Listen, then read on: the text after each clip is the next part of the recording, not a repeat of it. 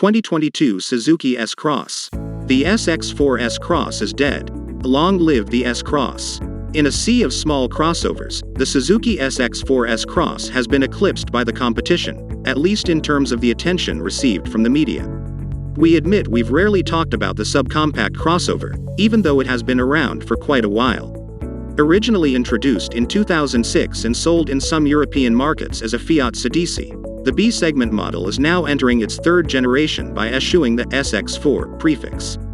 Its predecessor certainly wasn't the most attractive model in its class, but the new one is a step in the right direction as it looks far more grown-up and rugged to complement its all-wheel drive nature.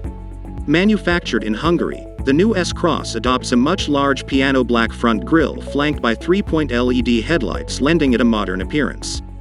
The chunkier wheel arches with plastic body cladding in black also contribute to the crossover look more than its predecessor.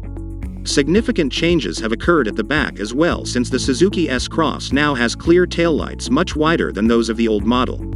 The designers also tweaked the bumper to accentuate its outdoorsy nature, and there's a plastic skid plate both front and rear. It's still a soft rotor at the end of the day, but it does at least look more capable than the model it replaces.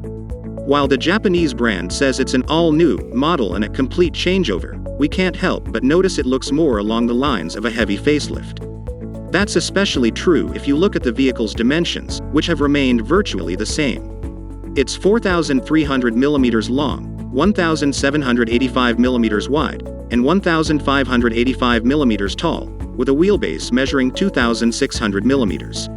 All three numbers are identical to those of the second-gen SX4 S-Cross. The placement of the door mirrors also betrays the car's true identity, and we could say the same thing about the interior, where the side vents appear to have been carried over.